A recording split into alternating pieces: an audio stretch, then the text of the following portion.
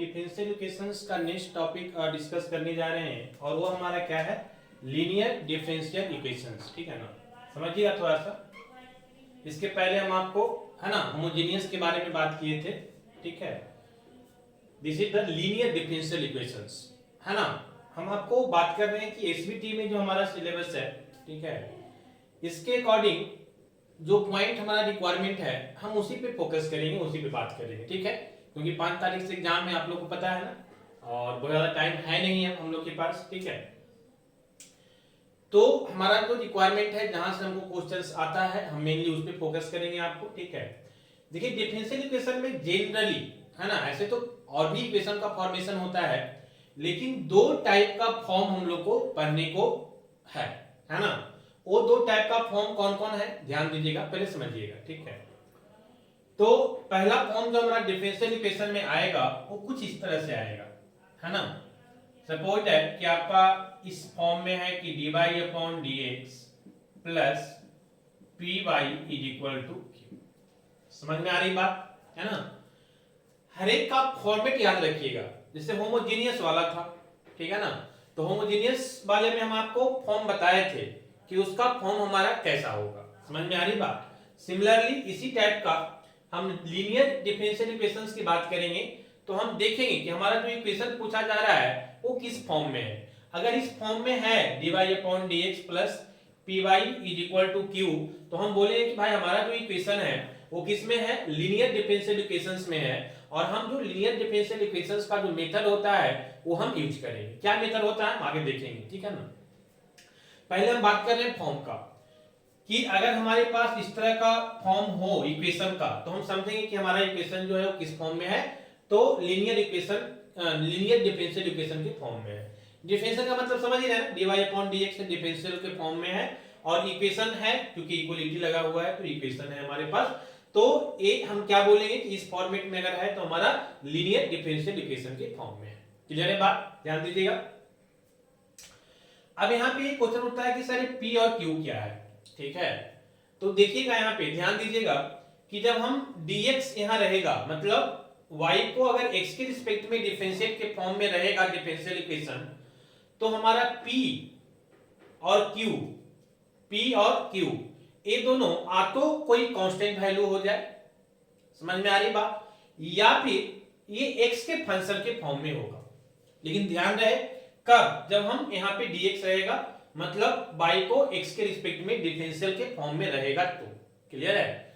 दूसरा फॉर्मेट क्या हो सकता है, इस तरह से देखिए, है ना, यही उल्टा हो जाएगा कि ये हो सकता है dx अपॉन dy हो, प्लस जब यहाँ पे dx आ गया ना, है ना, जब dy के साथ था तो यहाँ पे y होगा, जब यहाँ पे x आ गया तो ये px हो जाएगा is equal to q। Clear है। तो दूसरा एक फॉर्म आपको हो सकता है। तो ये दो तरह का फॉर्म आपको मिलेगा, अंतर कुछ नहीं है। देखिए ये dy अपॉन dx है तो यहाँ y है, ये dx अपॉन dy है तो यहाँ p के साथ x है, बाकी p और q आपका सेम रहेगा।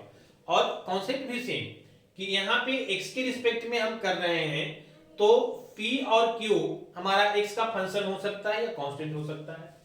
और जब हम यहाँ y के रिस्पेक्ट में कर रहे हैं, dy है मतलब y के रिस्पेक्ट में x को कर रहे हैं, तो यहाँ पे हमारा p और q जो होगा या तो कांस्टेंट या तो y के फंक्शन में होगा। क्लियर है ना। तो इस तरह से दो फॉर्म हमको मिलता है। क्लियर है। अब इस दोनों फॉर्म को हम लोग को सीखना है कि हम कैसे, जैसे ही ये दो फॉर्म देखेंगे हम समझ जाएंगे कि हमारा जो डिफरेंशियल इक्वेशन है, देखिए यहाँ पे ये इक्वेशन है ना, ये भी हमारा क्या है, लीनियर डिफरेंशियल इक्वेशन है। कैसे, तो हमारा इस फॉर्म में आ जाएगा। इस फॉर्म में कैसे आएगा हम करके दिखाएंगे अभी, इसलिए क्वेश्चन लिए एग्जांपल के लिए। ठीक है, तो जैसे ही ये दो फॉर्म हमको दिखेगा हम समझ जाएंगे कि हमारा इक्वेशन जो है वो किसमें है, लीनियर डिफरेंशियल इक्वेशन के फॉर्म में है। समझ में आ रही बात, क्लियर है। चलिए अब क्वेश्चन उठता है सर कि ये तो हम देख के इस फॉर्म में रहेगा तो हम समझ जाएंगे कि अगर ऐसा है तो हमारा डिफरेंशियल लीनियर डिफरेंशियल इक्वेशन है, लेकिन अब इसको सॉल्व कैसे करेंगे। तो आपको दो चीज का रिक्वायरमेंट होगा, है ना, आपको दो चीज का रिक्वायरमेंट होगा। पहला कि आपको पहचानना है कि हमारा differential equation, linear differential equation किस तरह से दिखेगा, तो इस तरह से दिखेगा। और दूसरा कि इसको हम सॉल्व कैसे करेंगे, ये दो पॉइंट चाहिए हमको। ठीक है ना, तो सॉल्व करने का तरीका समझिए क्या करते हैं। सॉल्व करने के लिए हम सबसे पहले एक इंटीग्रेटिंग फैक्टर निकालते हैं, है ना। क्या निकालते हैं? Integrating factor. इसको हम लोग शॉर्ट में आई एफ से भी डिनोट करते हैं, आई से इंटीग्रेटर और एफ से फैक्टर। तो इंटीग्रेटिंग फैक्टर जो होता है ना वो हम निकालते हैं। और एक इंटीग्रेटिंग फैक्टर निकालते कैसे हैं देखिएगा। तो ये इंटीग्रेटिंग फैक्टर जो निकालते हैं I F is equal to, है ना, ई पे पावर पी, है ना, इंटीग्रेशन ऑफ ई पे power integration of p into dx. Clear है? ये किसके लिए हम बात कर रहे हैं? पहला के लिए, ठीक है। ये हम फर्स्ट वाला इक्वेशन के लिए बात कर रहे हैं कि देखिए यहाँ पे dx के फॉर्म में है ना, तो यहाँ पे p इंटू क्या होगा? dx होगा। और ये भी बताए हैं कि यहाँ पे जो p और q होता है वो x के फंक्शन में होगा। तो x के फंक्शन को हम इंटीग्रेट किसके साथ करेंगे? dx के साथ करेंगे। समझ में आ रही है ना बात? ठीक है। तो हम क्या करेंगे? सबसे पहले इंटीग्रेटिंग फैक्टर निकालेंगे और ये इंटीग्रेटिंग फैक्टर निकालने का फॉर्मूला हो गया कि e पे power integration of p into dx। Clear है बात? समझ में आ रही बात, है ना। उसके बाद क्या करेंगे हम? तो y इज इक्वल टू दो पॉइंट, एक पॉइंट पे इंटीग्रेटिंग फैक्टर निकाल लेंगे, दूसरा पॉइंट में हम क्या करेंगे? तो y इंटू जो हमारा इंटीग्रेटिंग फैक्टर आएगा इसको सॉल्व करने के बाद वो इंटीग्रेटिंग फैक्टर को मल्टीप्लाई करेंगे and that will be equal to, है ना, राइट साइड में हमारा क्या है? q। ठीक है।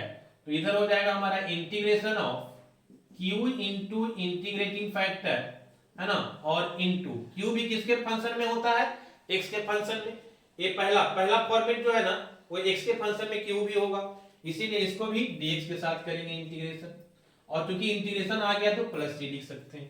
समझ में आ रही बात? क्लियर है ना। तो ये दो चीज आपको करना पड़ेगा, है ना। यहीं से जो हमारा वैल्यू मिलेगा इक्वेशन का वही हमारा आंसर का आएगा। समझ में आ रही बात? तो ये तो हो गया पहला के लिए, जब dy अपॉन dx के फॉर्म में है तो हम ऐसा लिखेंगे। क्लियर? अगर ऐसा फॉर्म में है तो हम कैसे लिखेंगे? तो इसके लिए भी सेम ही चीज करना होगा। सबसे पहले हम इंटीग्रेटिंग फैक्टर निकालेंगे, फिर फॉर्मूला वही होगा e पे power integration of p into, अब यहाँ पे जो p हमारा है ना वो y के फॉर्म में होगा। तो y के फॉर्म में अगर p होगा तो हम इंटीग्रेशन भी किसके साथ करेंगे? dy के साथ करेंगे। समझ में आ रही है ना बात? क्लियर? तो a तो इंटीग्रेटिंग फैक्टर हो गया। फिर जब हम निकालेंगे तो यहाँ ये किस में आएगा? x में आएगा। समझ में आ रही बात? यहाँ पे हमारा जो वैल्यू आएगा x में आएगा तो हम इसको लिखेंगे x into integrating factor is equal to integration of q into integrating factor, और इसको भी किसके साथ करेंगे? q भी हमारा y के साथ फंक्शन में होगा तो इसको dy के साथ करेंगे, और चूंकि इंटीग्रेशन है तो प्लस c। समझ में आ रही बात? तो अगर हमारे पास a इक्वेशन इसके फॉर्म में रहा तो हम इस तरह से निकालेंगे, ये दो पॉइंट को याद रखना है। और अगर इस फॉर्मेट में रहा तो हम ये दोनों पॉइंट को याद रखेंगे। समझ में आ रही बात? चीजें रिलेटिव है, बस अंतर क्या हुआ है देखो, यहाँ पे dx है और यहाँ पे dy है। यहाँ dx क्यों है? क्योंकि यहाँ पे जो p होगा वो x के फंक्शन में होगा, जो कि इक्वेशन में आपको दिख जाएगा। ठीक है ना। तो x के फंक्शन को हम dx के साथ इंटीग्रेट करेंगे, और यहाँ जो p होगा वो y के फंक्शन में होगा, तो y को हम किसके साथ करेंगे? dy के साथ इंटीग्रेट करेंगे। क्लियर है ना बात? तो यही अंतर है, बाकी चीजें क्या है? सेम। चलिए अब आते हैं सॉल्यूशन पे। क्वेश्चन जो लिए हैं इसके सॉल्यूशन पे आते हैं। देखिए ये तो हम बता दिए तरीका कि हम लोग कैसे, दो चीज याद रखना है कि हम कैसे पहचानेंगे कि हमारा जो है वो लीनियर डिफरेंशियल इक्वेशन है या होमोजेनियस है। तो होमोजेनियस के लिए हम बता चुके हैं, लीनियर के लिए अगर इस फॉर्मेट में रहेगा तो हम समझ जाएंगे कि हमारा क्या है? लीनियर के फॉर्म में है ना। और अगर लीनियर डिफरेंशियल इक्वेशन है तो सोल्व हम इस तरह से करेंगे, अगर इस फॉर्म में है तो ये यूज करेंगे और इस फॉर्म में है तो ये कॉन्सेप्ट को यूज करेंगे। बहुत आसान है। सबसे पहले इंटीग्रेटिंग फैक्टर निकालेंगे, कैसे निकालेंगे उसका फॉर्मूला बता दीजिए, और इसके बाद क्या करेंगे? तो x into integrating factor is equal to integration of q into integrating factor, और किसके साथ करेंगे? dy के साथ, और इंटीग्रेशन है तो प्लस। क्लियर है ना। चलिए तो ये दो पॉइंट एज ए फॉर्मूला आपको याद रखना पड़ेगा। ठीक है। चलिए अब देखिए, सॉल्व द डिफरेंशियल इक्वेशन। ये हमारा एक डिफरेंशियल इक्वेशन दिया हुआ है। समझ में आ रही बात? अभी डिफरेंशियल इक्वेशन जो हमारा दिया हुआ है तो हम कैसे पहचानेंगे कि ये लीनियर है? तो इसको पहचानने के लिए हमको क्या किस फॉर्मेट में आना चाहिए, तो dy अपॉन dx के फॉर्मेट में आना चाहिए, प्लस p इंटू वाई होना चाहिए is equal to q. Clear है ना? चलिए देखिए इस फॉर्मेट में आ रहा है कि नहीं। थोड़ा सा डायरेक्ट आपको फॉर्मेट में नहीं देगा, थोड़ा सा उस फॉर्मेट में लाने के लिए कुछ करना पड़ेगा। क्या करना पड़ेगा समझिए। सबसे पहले हमको dy अपॉन dx चाहिए, dy अपॉन dx चाहिए। तो dy अपॉन dx में ax जो है स्टार है, तो सबसे पहले ही x को रिमूव कीजिए। समझ में आ रही बात? तो x को रिमूव कैसे करेंगे, तो इस फंक्शन में यहाँ पे अगर हम x से डिवाइड कर दें, यहाँ पे x से डिवाइड कर दें तो x कैंसिल हो जाएगा, रिमूव हो जाएगा। समझ में आ रही बात? मतलब कि इस टर्म में x से अगर हम डिवाइड कर दें तो हमारा x रिमूव हो जाएगा और हमको जो dy अपॉन dx चाहिए वो मिल जाएगा। लेकिन मैथमेटिक्स बोलता है कि कुछ भी आप मल्टीप्लाई या डिवाइड करेंगे तो किसी एक टर्म में करेंगे नहीं, आप सारे टर्म में करेंगे और दोनों साइड करेंगे, राइट साइड भी और लेफ्ट साइड भी। समझ में आ रही है बात? क्लियर है ना? चलिए तो हम इस x को हटाने के लिए क्या करना होगा, तो ये राइट साइड और लेफ्ट साइड दोनों साइड जो है सभी टर्म में x से डिवाइड करना पड़ेगा, क्योंकि x से डिवाइड करेंगे ना, x से डिवाइड करेंगे तो ये x कैंसिल हो जाएगा, dy अपॉन dx हमको जो चाहिए वो मिल जाएगा। ठीक है, तो आप कीजिए, तो यहाँ पे डिवाइड कीजिएगा तो ये x कैंसिल हो जाएगा, तो क्या बचेगा dy अपॉन dx, है ना। इसको x से डिवाइड कीजिएगा तो ये कैंसिल हो जाएगा ना x, तो फाइनली क्या बचेगा, आपको बच जाएगा dy अपॉन dx। फिर माइनस है तो माइनस, इसमें भी डिवाइड करना है, इसमें डिवाइड करना है तो ये y अपॉन x हो जाएगा। क्लियर है ना?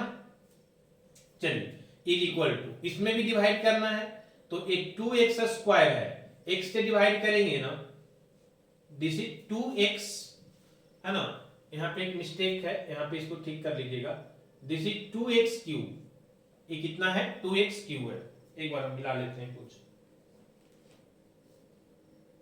हाँ गुड, है ना। ये क्या है 2x क्यू है, ठीक है ना। तो 2x क्यू है, यहाँ पे पावर 3 है क्वेश्चन में, तो ये आपका है ना क्यू हो जाएगा और x यहाँ से एक कैंसिल हो जाएगा, तो क्या बचेगा देखिए dy अपॉन dx। देखिए हम इस फॉर्मेट में ला रहे हैं, क्या है प्लस है तो हम प्लस ले लेते हैं और इसको हम लिख सकते हैं कि माइनस 1 बाई एक्स, क्योंकि यहाँ माइनस है ना तो प्लस माइनस करेंगे तो माइनस होगा। ठीक है, तो इसको हम लिख सकते हैं माइनस 1 बाई एक्स और इनटू क्या y इज इक्वल टू, इधर कितना बचेगा तो 3x है, एक तो कैंसिल हो जाएगा तो 2x स्क्वायर बचेगा। क्लियर है ना बात? चलिए आप देखिए, ध्यान दीजिए, क्या इस फॉर्मेट में आ गया? बिल्कुल आ गया। देखिए dy upon dx y p into y, देखिए p इंटू ये पूरा हमारा क्या करा जाएगा p, हम पहले ही बताए थे कि p और q इस वाले फॉर्मेट में x के फंक्शन में होगा। देखिए एक y के साथ जो मल्टीप्लाई है वो किसके जगह पे है, p के जगह पे है, तो एक 1 माइनस 1 बाई एक्स हमारा क्या कहला जाएगा, p कहला जाएगा, और एक 2x स्क्वायर राइट साइड में जो है q वो क्या कहलाएगा, q कहलाएगा। कहने का मतलब ये हुआ कि यहां से हमारा p का वैल्यू हो गया माइनस 1 बाई एक्स और q का वैल्यू हो गया 2x स्क्वायर। समझ में आ रही बात? इस फॉर्मेट में आ गया ना, और जैसे ही इस फॉर्मेट में आ गया हम तो पहले ये समझ गए कि हमारा ये लीनियर डिफरेंशियल इक्वेशन है। दूसरा कि p का वैल्यू कितना है, तो y के जगह पे y और p के जगह पे माइनस 1 बाई एक्स, p का वैल्यू माइनस 1 बाई एक्स, और q में है राइट साइड में तो q पूरे कितना हो जाएगा 2x स्क्वायर।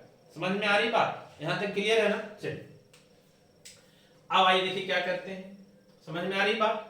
अब हम क्या करेंगे, सबसे पहले इंटीग्रेटिंग फैक्टर निकालेंगे। सबसे पहले क्या निकालेंगे, इंटीग्रेटिंग फैक्टर निकालेंगे और फिर इस फार्मूला को यूज करेंगे, एमबी बिल कितना, बहुत आसान होता है। चलिए देखिए, सबसे पहले आप निकालिए इंटीग्रेटिंग फैक्टर। इंटीग्रेटिंग फैक्टर का फार्मूला बता चुके हैं कि e पे power integration of p into dx। ठीक है, तो सबसे पहले आप इंटीग्रेटिंग फैक्टर निकाल लीजिए। Integrating factor is equal to e पे power integration of p into dx। चलिए इसको सॉल्व कर दीजिए थोड़ा, तो e पे पावर है ना इंटीग्रेशन ऑफ p का वैल्यू कितना है माइनस 1 बाई एक्स, तो माइनस 1 बाई एक्स और इंटू कितना dx। क्लियर है? तो इसको सॉल्व करेंगे तो कितना आ जाएगा बताइए, इंटीग्रेटिंग फैक्टर है ना 1 बाई एक्स का कितना होता है इंटीग्रेशन लॉग ऑफ एक्स, तो e पे power minus log of x हो जाएगा। यही ना, माइनस तो बाहर हो जाएगा, और 1/x का कितना होता है इंटीग्रेशन, log ऑफ x होता है, तो log ऑफ x हो गया। अब इसको सॉल्व करेंगे तो कितना आ जाएगा बताइए, integrating factor is equal to, ये हमारा आ जाएगा है ना, e पे पावर, देखो ये माइनस है तो इसको हम ऐसे लिख सकते हैं क्या, e पे पावर log ऑफ x पे पावर -1, क्योंकि आप जानते हैं कि log का प्रॉपर्टी होता है कि जो पावर होता है ना वो आके यहाँ पे मल्टीप्लाई हो जाता है, तो यहाँ -1 मल्टीप्लाई है तो ये x पे क्या हो जाएगा, पावर हो जाएगा। समझ में आ रही बात, जैसे अगर आपके पास ऐसा है कि log ऑफ है ना x², तो इसको आप क्या लिख सकते हैं, जो पावर है ना x पे ये आके आगे मल्टीप्लाई हो जाएगा 2 log x, तो इसको जब हम ऐसे लिख सकते हैं तो इसको ऐसे भी लिख सकते हैं। समझ में आ रही है ना बात, तो वही चीज है, हमको इस फॉर्म में है, यहाँ पे 2 के जगह पे क्या है -1 है, माइनस का मतलब क्या है, -1 हम इसको बोल सकते हैं, क्लियर है ना, तो ये -1 यहाँ पे आके क्या हो जाएगा, x पे पावर हो जाएगा, इस तरह से ये 2 यहाँ पे आके क्या हो गया, पावर हो गया। तो कहने का मतलब अब इसको हम कैसे लिख सकते हैं, integrating factor is equal to e पे पावर log ऑफ x पे पावर -1 का मतलब क्या हो गया, 1/x लिख सकते हैं, ठीक है ना, x पे पावर -1 का मतलब x का इनवर्स है तो उसको हम 1/x लिख सकते हैं, क्लियर है ना। चलिए हम जानते हैं कि e पे पावर जब log आ जाए ना तो ये दोनों कैंसिल हो जाता है, ये चीज को नहीं जानते हैं तो समझ जाइए, हमेशा इंटीग्रेटिंग फैक्टर कितना हो जाएगा, तो ये आपका दोनों कैंसिल हो गया, फाइनली बच गया 1/x। तो this is the integrating factor, है ना, हमारा इंटीग्रेटिंग फैक्टर का वैल्यू आ गया 1/x, ठीक है। चलिए अब क्या करना है, थोड़ा सा ध्यान दीजिए, लाइट का प्रॉब्लम आ रहा है। चलिए अब हम क्या करेंगे कि इसके बाद का सेकेंड टर्म क्या था हमारा, कि x इंटू, 2 पॉइंट बताए थे ना, एक तो इंटीग्रेटिंग फैक्टर निकालने के लिए, फिर दूसरा पॉइंट बताए थे कि क्या करना है, x इंटू इंटीग्रेटिंग फैक्टर करना है, अच्छा y के फॉर्म में है ना, देखिए यहाँ dy अपॉन dx x के फॉर्म में है, तो यहाँ हम dy के पहले है ना तो हम y के साथ करेंगे इसको, y into integrating factor is equal to, अगर dx बटा dy होता तो x के साथ करते, लेकिन dy अपॉन dx है तो y के साथ करेंगे, तो y into integrating factor is equal to integration of q into integrating factor और इंटू क्या dx प्लस, ठीक है। अब इसको सॉल्व कर दीजिए, तो y और इंटीग्रेटिंग फैक्टर कितना आया है 1/x is equal to integration of q का वैल्यू कितना है जी, देखिए यहाँ पे 2x², ये हो जाएगा 2x² और इंटीग्रेटिंग फैक्टर कितना है 1/x और इंटू कितना dx प्लस c, इसको कीजिएगा तो ये y अपॉन x हो जाएगा इज इक्वल टू, यहाँ पे कितना आ जाएगा, तो 2 को बाहर निकाल लीजिए तो 2 कॉमन हो गया है ना, और एक x तो कैंसिल हो जाएगा, तो बचेगा कितना, सिर्फ x बचेगा इंटू dx प्लस c, ठीक है। अब x का इंटीग्रेशन कितना हो जाएगा, तो x² 2 हो जाएगा ना, तो ये 2 इंटू x² 2 और प्लस कितना c, एक 2 और 2 कैंसिल हो जाएगा, क्लियर। क्या बचेगा y upon x is equal to इधर x² और प्लस c, है ना, हमको क्या चाहिए, तो क्रॉस मल्टीप्लाई कर दीजिए, y इज इक्वल टू आ जाएगा x पे पावर 3, ठीक है ना, और प्लस कितना c इंटू x, क्लियर है। तो this is the final answer. हम क्या किए, कुछ नहीं, क्रॉस मल्टीप्लाई कर दिए, तो y इंटू 1 y हो जाएगा, and x into x² x³ हो जाएगा, और c इंटू x क्या हो जाएगा cx हो जाएगा। तो कितना आसान है, बहुत सिंपल है ना। हम फिर से रिपीट कर रहे हैं, दो चीज करना है, पहला इंटीग्रेटिंग फैक्टर निकालना है इस फार्मूला को यूज करके, और दूसरा इस तरह से लिखना है इसको, ठीक है, फिर उसको सॉल्व कर देना है, फाइनली जो हमारा आएगा वही हमारा क्या कहलाएगा, फाइनल आंसर कहलाएगा, ठीक है ना। तो इस तरह से जो है आप इसको सॉल्व कर सकते हैं, है ना, अगर आपके पास लीनियर डिफरेंशियल इक्वेशन है तो बहुत आसान है। फिर से हम रिपीट कर देते हैं कि सबसे पहले हम पहचानेंगे कैसे, तो इसके लिए दो फॉर्म बताएं कि वो दोनों फॉर्म में अगर हमारा आ जाए, है ना, तो हम समझेंगे कि लीनियर डिफरेंशियल इक्वेशन है। सॉल्व करने के लिए दो पॉइंट, पहला पॉइंट इंटीग्रेटिंग फैक्टर निकालेंगे, और दूसरा अगर dy अपॉन dx है तो y is equal to integrating factor is equal to integration of q into integrating factor और इनटू dx प्लस c, इसको यूज करेंगे एज ए फार्मूला मान के चलो और सॉल्व करेंगे, जो आएगा हमारा आंसर कहलाएगा। क्लियर है ना? तो इस तरह से आपको ये समझ में आया होगा कि लीनियर डिफरेंशियल इक्वेशन को हम लोग कैसे सॉल्व करते हैं। ठीक है, तो इसका आप नोट्स बना लीजिएगा, और कल हम आपको इस पे कुछ प्रीवियस ईयर जो पूछा गया है आपका डिफरेंशियल इक्वेशन से, ठीक है ना, तो वो हम आपको डिस्कस कर देंगे और आपका डिफरेंशियल इक्वेशन भी फिनिश हो जाएगा। वेक्टर का हम आपको प्रीवियस ईयर भी बता चुके हैं, सारा कॉन्सेप्ट बता चुके हैं, हम आपको इसका भी कल प्रीवियस ईयर करवा देंगे। ये दोनों चैप्टर लास्ट में जो था फिनिश हो जाएगा। बाकी आप जो डिफरेंशिएशन और इंटीग्रेशन का है वो तो आप भरपूर प्रैक्टिस किए हैं क्लास में, तो उसमें दिक्कत होना नहीं चाहिए। ठीक है, तो इस तरह से आपका चारों चैप्टर क्या हो जाएगा, फिनिश हो जाएगा। ठीक है, तो आप इसको एंजॉय कीजिए और लाइक किया कीजिए, लाइक आप लोग नहीं कर पा रहे हैं सही से, है ना, और थोड़ा इसको शेयर भी किया कीजिए, सो दैट एग्जाम का टाइम है, मैक्सिमम लोग इसको, है ना, बेनिफिट उठा पाएगा। ठीक है, ओके।